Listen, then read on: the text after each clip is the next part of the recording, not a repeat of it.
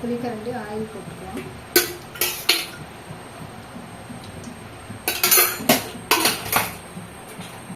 இருபத்தஞ்சு மில்லிக்கு அதிகமாகவே போட்டுக்கோங்க ஆயில்.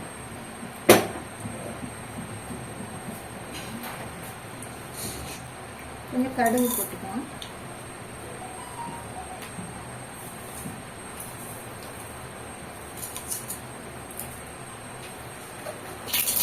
ஒரு நாளைக்கு முன்னால் 25 பச்சை மிளகாயை கொஞ்சமாக தண்ணி வச்சு, மிளகாய்க்கு மேலே இருக்கக்கூடாது, தண்ணி வச்சு 5 நிமிஷம் பாயில் பண்ணி வச்சுக்கணும், வேக வச்சு வச்சுக்கணும்.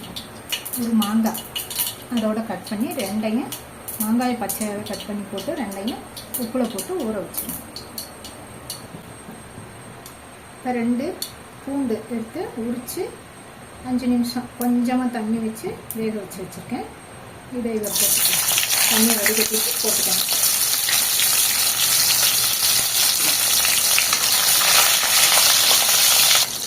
பொடியாக நறுக்கினா கட் பண்ணிய இஞ்சி 1 டீஸ்பூன்,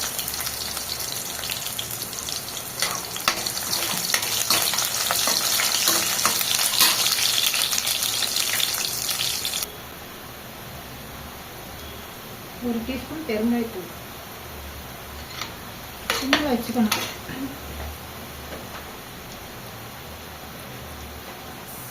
ஒரு டீஸ்பூன் வெந்தய பவுடர், வெந்தயத்தை வறுத்துட்டு பவுடர் பண்ணி வச்சுருக்கேன்.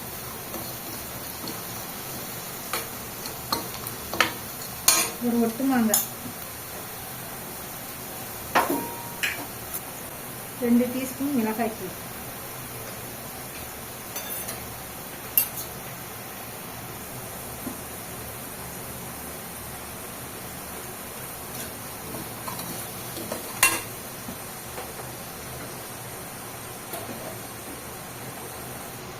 கடுகு வெடிச்சதுக்கப்புறம் சிம்மில் தான் வச்சுக்கணும். கடுகு வெடிச்சதுக்கப்புறம் பூண்டு இஞ்சியும், பூண்டு ரொம்ப வறுக்கக்கூடாது, வேக வச்ச பூண்டு தான், அதுக்கு வறுத்துட்டு போட்டுட்டு மிளகாத்தூள்லாம் போட்டு இந்த போட்டு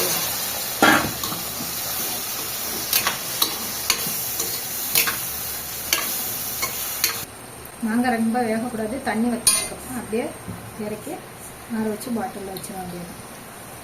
மாங்காய் வந்து அது மாங்காய் தொக்கு மாதிரி ஆயிடும். தண்ணி வடிகட்டிட்டு கூட போடுங்க, மாங்காய் வேகக்கூடாது. தாளித்து கொட்டினோன்னு இறக்கிடணும், ஒரு கிண்டி கிண்டிட்டு. அவ்வளோதான். தாளித்து கொட்டினோன்னா அடுப்பு ஆஃப் பண்ணிடுங்க. இப்போ இது வந்து நீங்கள் அது சீக்கிரம் சாப்பிட்றதா இருந்தால் வினிகர் விட வேண்டாம். நீங்கள் வச்சுக்கிறதா இருந்தால் 2 மூடி வினிகர் விட்டு ஃப்ரிட்ஜில் வச்சுருங்க.